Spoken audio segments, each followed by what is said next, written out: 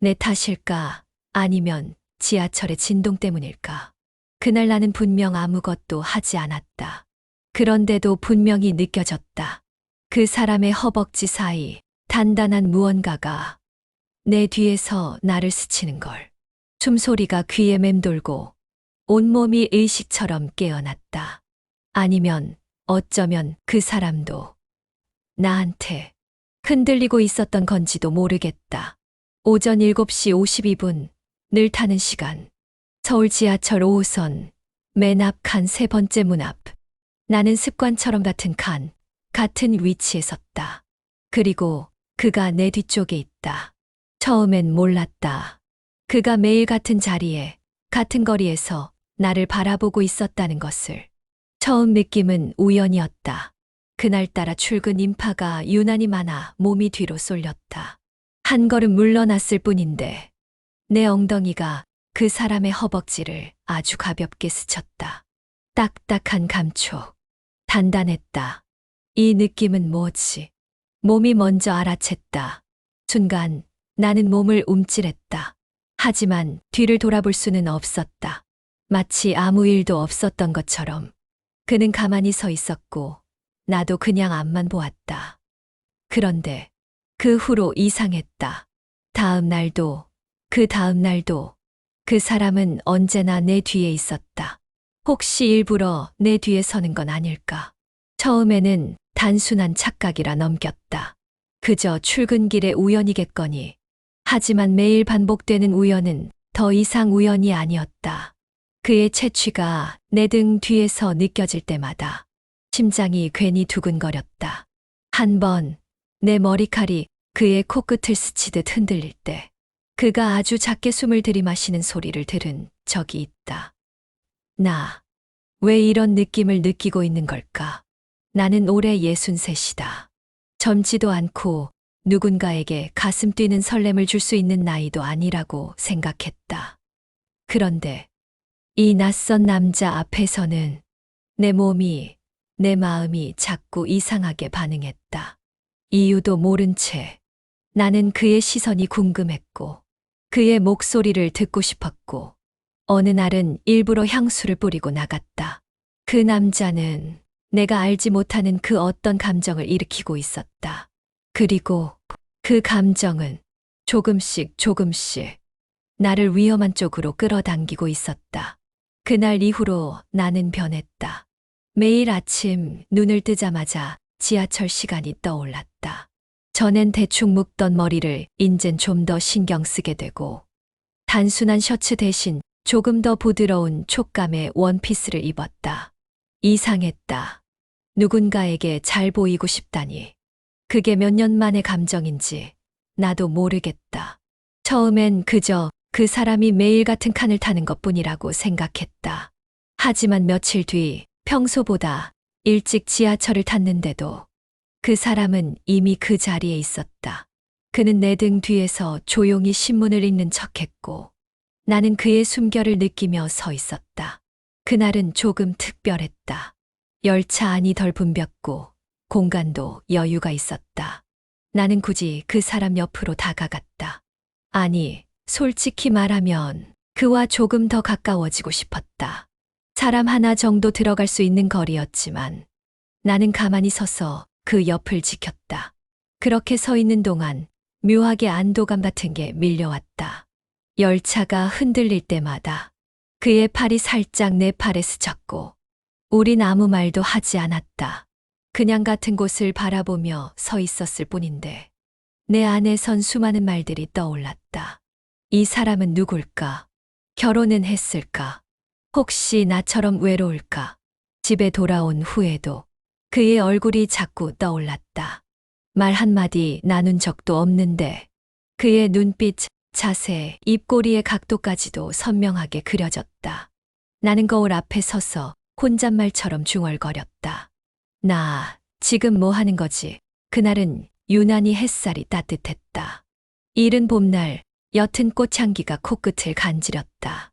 나는 버릇처럼 같은 자리로 향했다.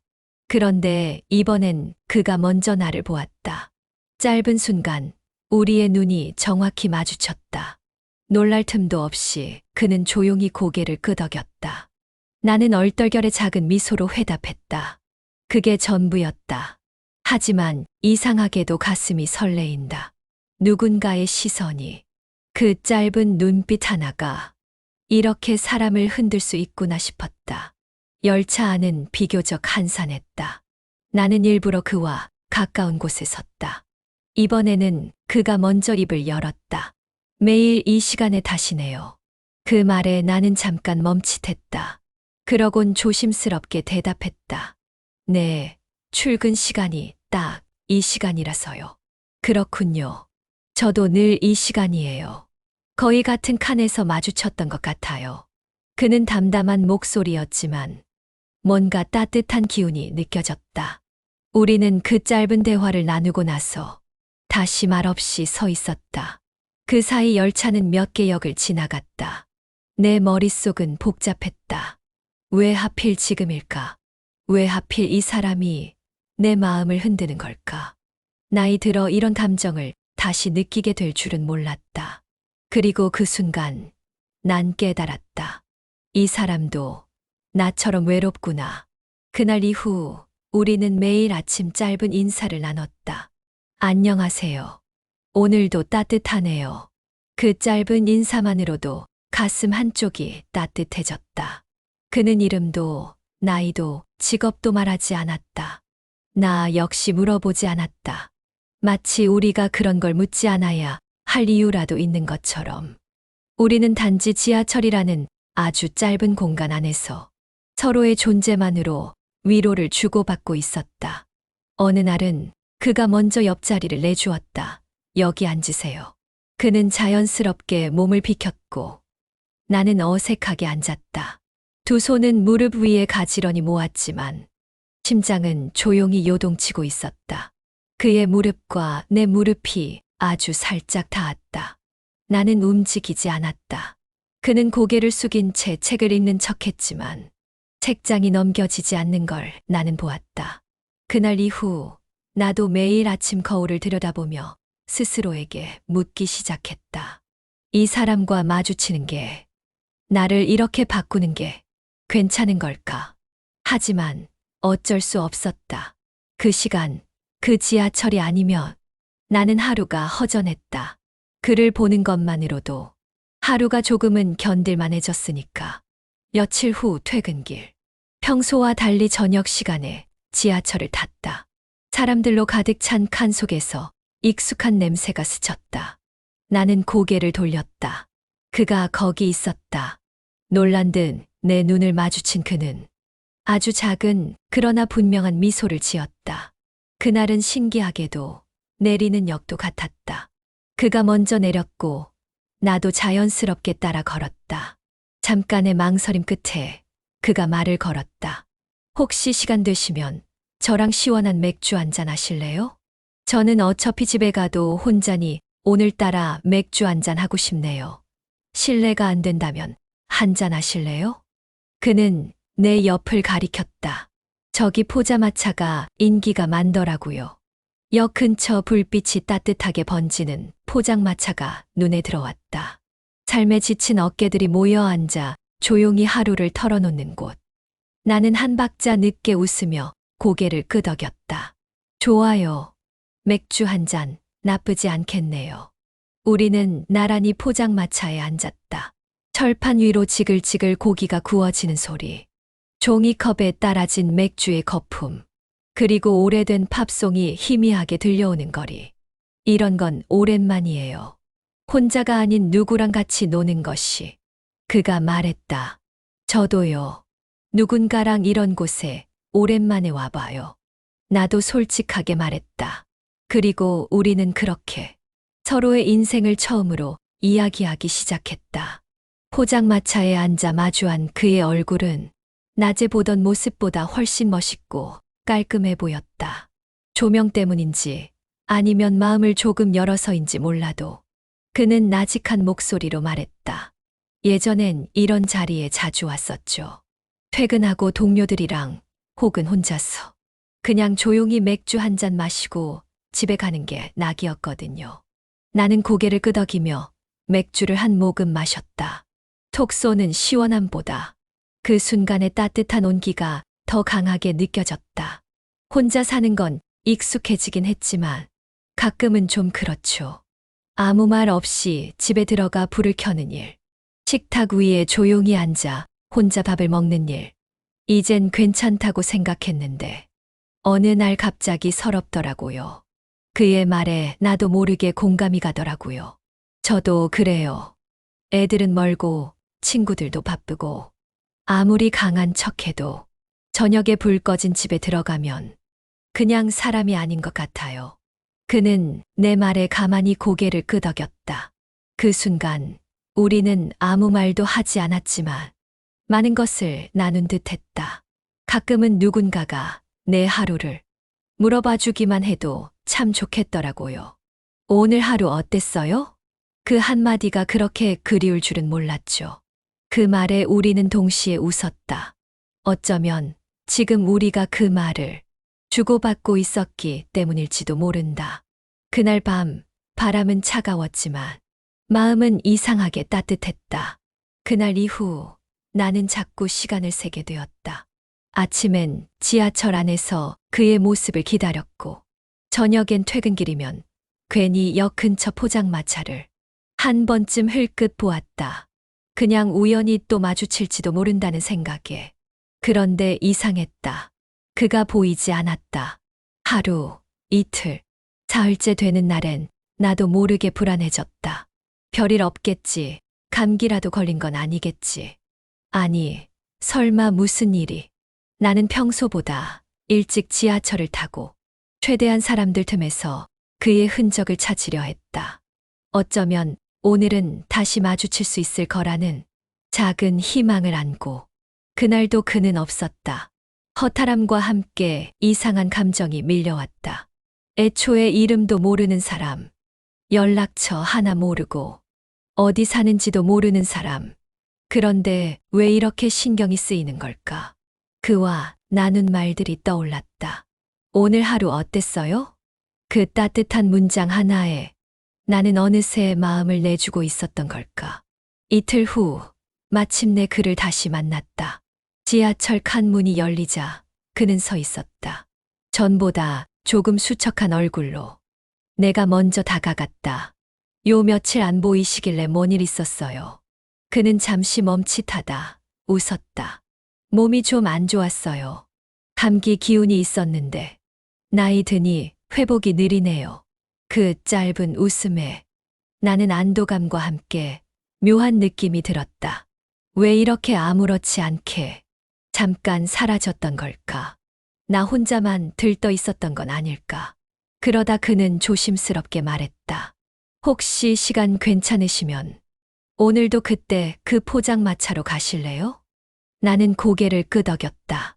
그날보다 훨씬 빠르게 포장마차에 다시 마주 앉은 그는 여전히 조용하고 따뜻했다. 전보다 더 말수가 줄었지만 이상하게 그 침묵이 불편하지 않았다. 우리는 막걸리 한 주전자를 시켰다. 맥주보다 부드럽고 조금 더 솔직해지는 맛이었다. 안주로 나온 두부김치였어. 나는 김치 냄새를 맡으며 웃었다. 저 이거 진짜 좋아해요. 예전엔 남편이 이런 거 잘 못 먹어서 집에서는 잘 안 해 먹었거든요. 내 말에 그가 고개를 끄덕이며 말했다. 저도 아내가 술을 싫어했어요. 가끔은 같이 한잔하고 하면 좋았을 텐데. 막걸리 잔이 몇 번 오가고 우리는 조금 더 많은 말을 나누었다. 어릴 적 이야기, 지금 사는 동네, 요즘 재미있게 보는 드라마, 별것 아닌 이야기들 속에 나는 점점 마음이 열리고 있다는 걸 느꼈다. 그가 한참을 조용히 있다가 조심스럽게 물었다.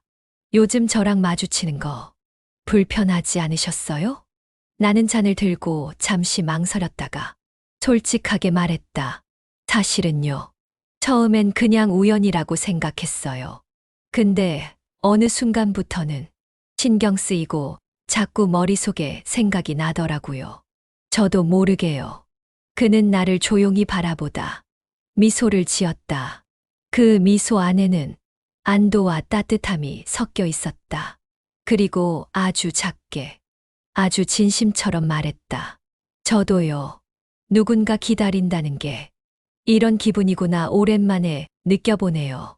그날 밤 집에 돌아오는 길, 포장마차에서 묻어나온 냄새, 그의 말투, 그의 눈빛이 자꾸 떠올랐다. 나는 문득 휴대폰을 들여다보다가 혼잣말처럼 중얼거렸다. 이름이라도 물어볼 걸. 그리고 웃었다. 오래간만에 참 따뜻한 웃음이었다. 며칠 후 아침 지하철. 오늘도 그가 먼저 나를 기다리고 있었다. 전날보다 한 걸음 더 가까운 거리. 전보다 조금 더 환한 인사. 오늘은 좀 늦으셨네요. 그가 먼저 말했다. 엘리베이터를 놓쳤어요. 나도 웃으며 대답했다. 그와 함께 지하철을 기다리는 시간이 익숙해졌다.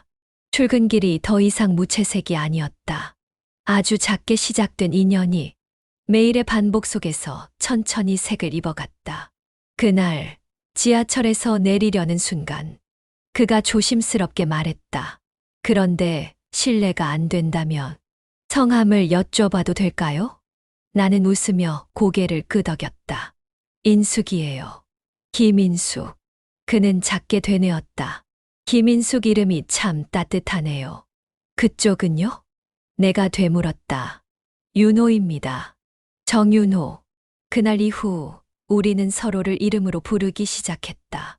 이름 하나 불러주는 것만으로도 마음과 마음 사이에 있던 두꺼운 유리가 깨지는 듯했다. 오늘도 좋은 하루 되세요. 인숙 씨. 윤호 씨도요. 감기 조심하시고요. 그렇게 하루가 시작되었고, 그렇게 또 하루가 저물었다. 점점 윤호가 내 하루에 스며들고 있었다. 어느 날 윤호는 특별히 계획된 듯 인숙에게 말했다. 오늘은 포장마차 말고 조금 걸을까요? 두 사람은 포장마차 대신 한강 쪽 산책길을 걷기로 했다. 봄 기운이 느껴지는 바람이 두 사람 사이를 부드럽게 감싸고 있었다. 조용히 나란히 걷던 윤호가 문득 입을 열었다. 요즘 말이죠. 괜히 하루 종일 마음이 붕 떠 있어요. 출근길이 설레기도 하고요. 인숙은 살짝 웃었다. 이 나이에 출근길이 설렌다니. 그것도 참 이상하죠. 인숙 씨 때문이에요. 윤호가 담담하게 말했다. 어느 날부터였는지 모르겠는데 그냥 인숙 씨가 있는 풍경이 좋더라고요. 그 말에 인숙은 걸음을 멈췄다. 바람이 살짝 불었고 그녀의 머리카락이 가볍게 흔들렸다. 윤호는 조심스레 말을 이었다. 사실 저 많이 외로웠어요. 그냥 같이 밥 먹고 말 한마디 나눌 사람이 그리웠고. 그런 거 인숙 씨랑 하니까 너무 좋아요. 인숙은 한참을 아무 말 없이 그의 얼굴을 바라보다가 조용히 말했다. 저도 그래요. 저도 외로워요. 하지만 어떻게 외로움을 피할 수가 없었어요. 윤호 씨는 잠시 생각을 하더니 이런 우연도 인연이라고 생각해요. 오늘은 왠지 집에 가기 쉬워지네요. 혹시 괜찮으시다면 오늘은 위스키 한잔 하실래요? 사실 나도 그런 마음이었다. 집에 가기 싫었다.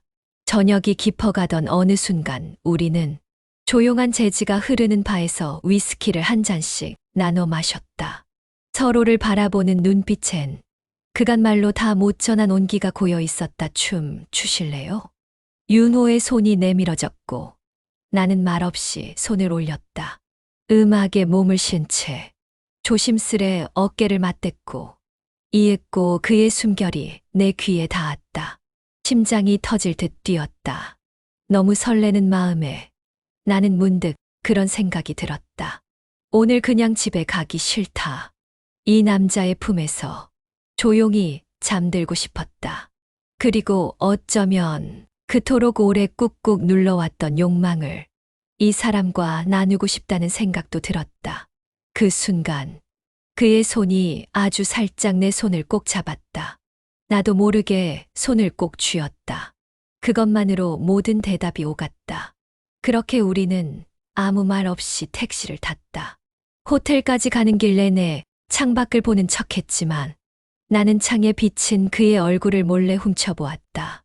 숨이 막힐 듯 두근거렸고 차 안은 조용했지만 그 고요함 속엔 온갖 감정들이 흐르고 있었다. 문이 열리고 조용한 복도를 지나 작은 호텔방에 들어섰다. 윤호는 먼저 창문을 열고 바깥의 바람을 들여보냈다. 나는 가방을 소파에 조심스레 내려놓았다. 그가 다가오더니 나한테 물었다. 괜찮아요? 그는 조심스레 물었다. 나는 고개를 끄덕이며 작게 미소 지었다. 괜찮아요. 오랜만에 이런 곳에 오니 낯설기도 하고 가슴이 두근거리네요. 그때 윤호 씨가 내 옆에 다가와 조용히 앉았다. 한번 안아봐도 될까요? 순간 그의 품이 나를 꽉 감싸 안았고 내 심장은 터질 듯 뛰었다. 오랜만에 느껴보는 설렘이었다. 그리고 윤호 씨가 나와 눈을 마주쳤다. 그 즉시 나도 모르게 눈을 감았다. 그때부터 우리 사랑은 시작되었다. 윤호 씨가 다정한 키스로 나를 이끌었고 그의 손길은 부드럽고 따뜻했다. 우리는 서로의 욕망을 숨기지 않았다. 그와 함께 뜨거운 사랑을 나누었다. 그는 내게 깜짝 놀랄 만큼 모든 것을 갖춘 사람 같았다.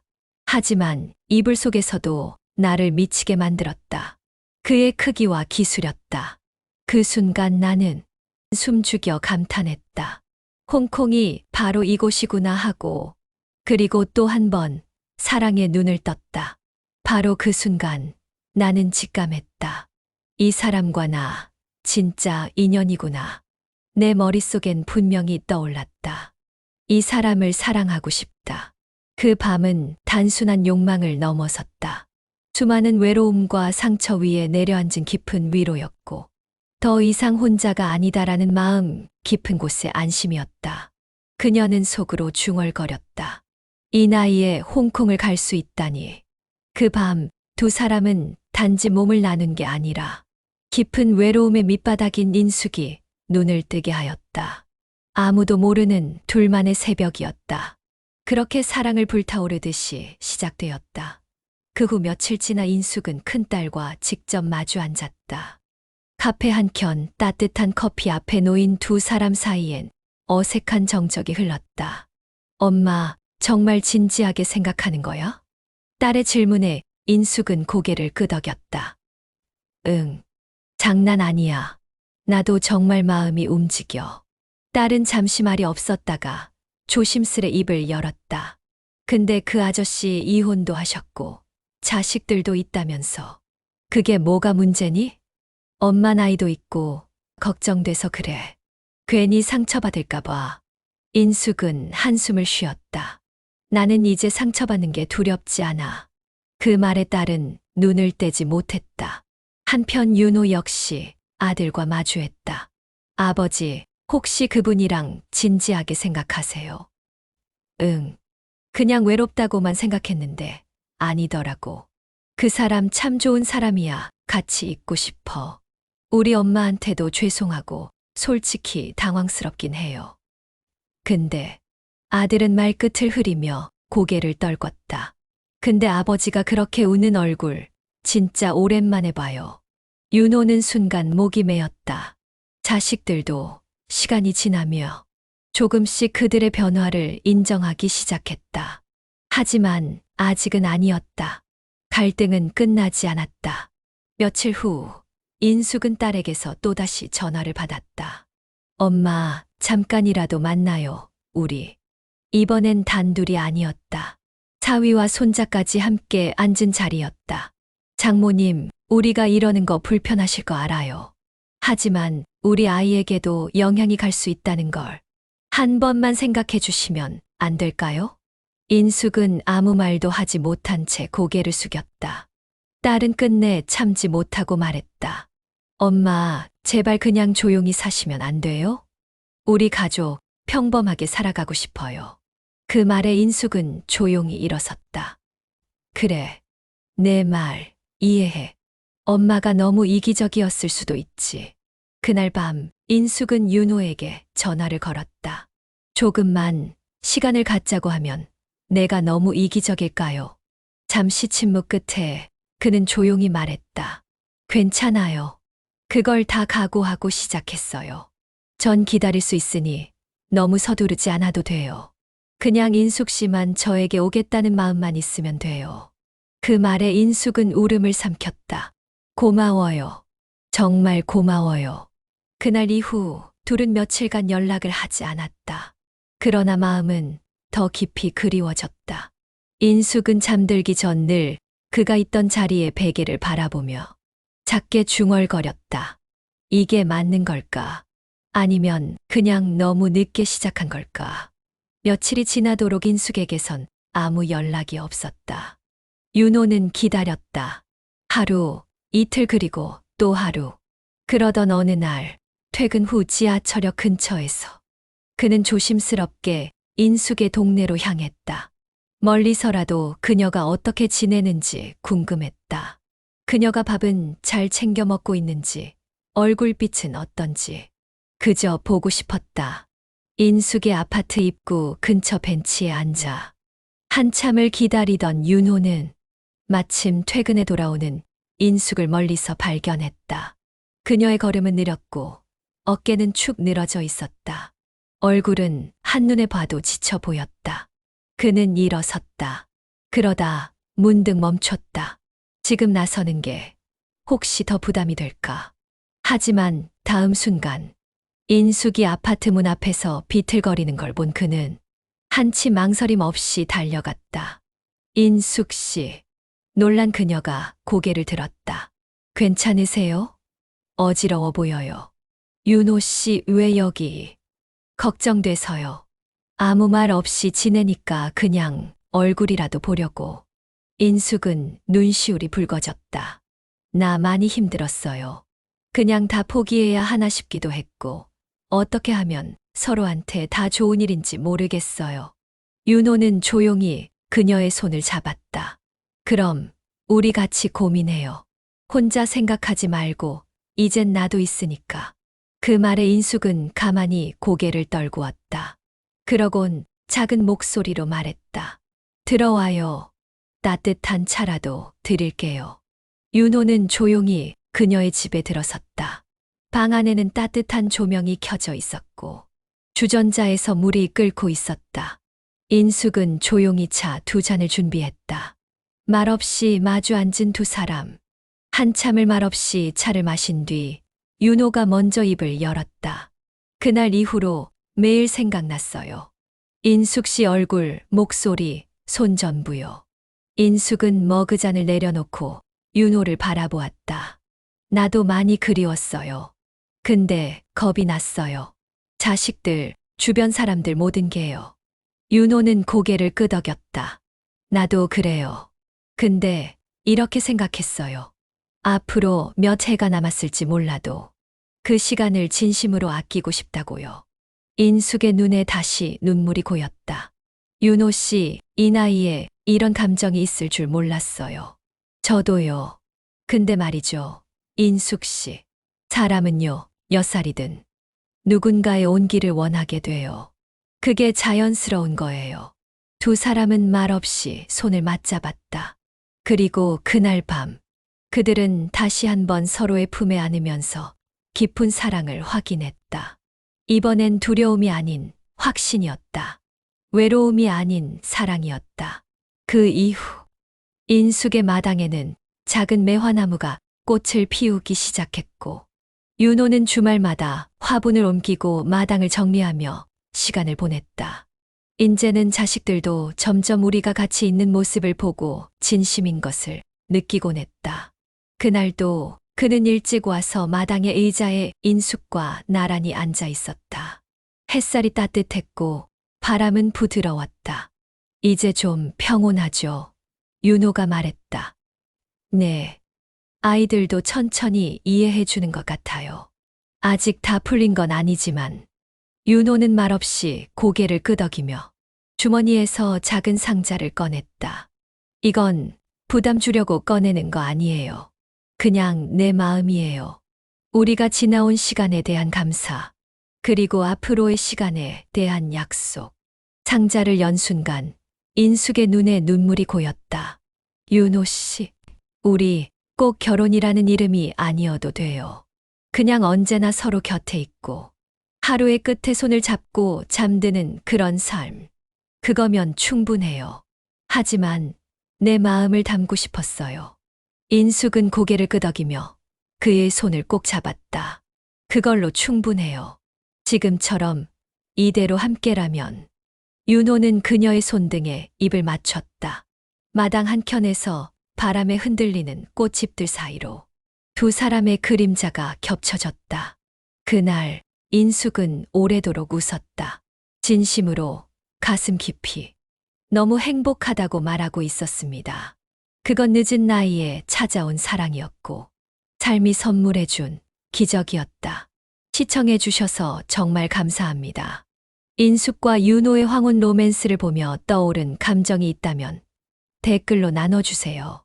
여러분의 진심 어린 공감 댓글 하나하나가 큰 힘이 됩니다. 좋았다면 좋아요와 구독 잊지 마시고요. 다음 이야기도 뜨거운 사랑이 피어오르는 감동 가득한 로맨스 이야기로 다시 찾아뵐게요.